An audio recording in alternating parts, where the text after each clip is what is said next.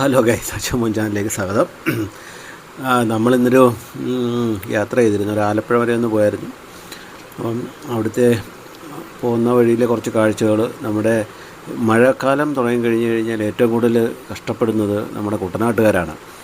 അപ്പം നല്ല മഴ കുറച്ച് ദിവസമായിട്ടുള്ള കാരണം ഞാൻ എൻ്റെ വണ്ടി എടുക്കാതെ നമ്മുടെ സ്വന്തം KSRTC ആയ ആനവണ്ടിയിലാണ് പോയത്. കാരണം അതിൽ പോകുമ്പോൾ വലിയ പ്രശ്നങ്ങളൊന്നും ഉണ്ടാകത്തില്ല വഴിയിലെന്ന് വെച്ച്. കാരണം എന്ന് വെച്ചാൽ എൻ്റെ കുറേ സുഹൃത്തുക്കളുണ്ട് കുട്ടനാട് പല സ്ഥലങ്ങളിലായിട്ട് താമസിക്കുന്നത്. അവർ പറയുന്ന പോലെ മഴ പെയ്ത് കഴിഞ്ഞാൽ കംപ്ലീറ്റ് വെള്ളം കയറി ബാത്റൂം വരെ, ക്ലോസറ്റ് വരെ വെള്ളം നിറഞ്ഞ് പുറത്തേക്ക് റൂമിലേക്ക് ഒഴുകുന്നൊരവസ്ഥയാണെന്നാണ് പറയുന്നത്.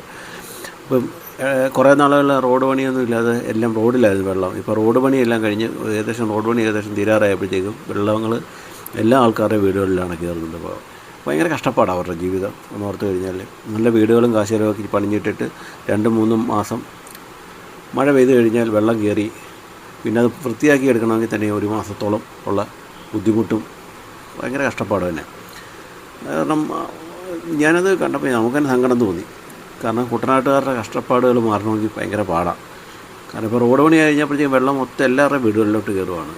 അപ്പോൾ ആ ഒരു ചെറിയൊരു വീഡിയോ ഞാൻ ചെയ്തായിരുന്നു. വണ്ടിക്കകത്തിരുന്നാണ് ചെയ്തത്. ആലപ്പുഴയുടെ മനോഹരമായ ചില കാഴ്ചകളും നമ്മുടെ കുട്ടനാടിൻ്റെ കുറച്ച് കാഴ്ചകളുമായിട്ട് ഒരു ചെറിയ വീഡിയോ.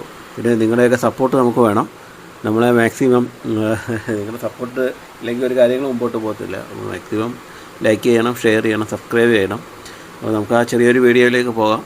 ഒന്ന് കണ്ടു നോക്കൂ ഗൈസ്. നമ്മുടെ കുട്ടനാട്ടുകാരുടെ ജീവിതം ഒരു ചെറിയൊരു വീഡിയോ നിങ്ങളൊന്ന് കണ്ടു നോക്കൂ. Okay guys. ഗൈസ്, നമ്മളിപ്പം കുട്ടനാട്ടിലൂടെ ഇങ്ങനെ പോയിക്കൊണ്ടിരിക്കുകയാണ്. മഴയുണ്ട് നല്ല. പിന്നെ ഇത് നമ്മുടെ ആലപ്പുഴയിലെ ഒരു പ്രകൃതി ഭംഗിയായ ഒരു ചെറിയ കൈത്തോടാണ്. അത് ഏതാണെന്ന് കാണുന്നവർക്ക് മനസ്സിലാകുന്നവർ ഒന്ന് കമൻറ്റ് ചെയ്യാം, ഈ പാലവും ഈ തോടും എവിടെയാണെന്ന്. അതുപോലെ നമ്മൾ കുട്ടനാട് നിന്ന് പോയിക്കൊണ്ടിരിക്കുമ്പോൾ ഉള്ള വയലുകളാണ് ഇത്. കംപ്ലീറ്റ് വെള്ളം കയറി നിറഞ്ഞ് കിടക്കുകയാണ്. അതിൽ കൂടെ ഇലക്ട്രിക് ലൈനും എല്ലാം പോയിക്കൊണ്ടിരിക്കുന്ന ആൾക്കാർ യാത്ര ചെയ്യുന്നതെല്ലാം അതിലെയാണ്. പിന്നെ കുട്ടനാട് നമ്മുടെ ഹൗസ് ബോട്ടുകളെല്ലാം സീസൺ അല്ലാത്തതുകൊണ്ട് എല്ലാം സൈഡിൽ ഒതുക്കിയിട്ടിരിക്കുകയാണ്. പിന്നെ വിരലിലെണ്ണാവുന്ന ഹൗസ് ബോട്ടുകൾ മാത്രമേ ഉള്ളൂ ഏകദേശം കായലിലുള്ളത്. ബാക്കിയെല്ലാം ഏകദേശം സൈഡ് ഒതുക്കിയിട്ട് ഫുൾ കവർ ചെയ്തിട്ടിരിക്കുകയാണ്. അപ്പോൾ കിട്ടിയ ഒരു ചെറിയ വീഡിയോസാണ് ഹൗസ് ബോട്ട് യാത്ര. ഈ സമയങ്ങളിൽ ആരും ഹൗസ് ബോട്ട് യാത്ര ചെയ്യാറില്ല മഴക്കാലങ്ങളിൽ.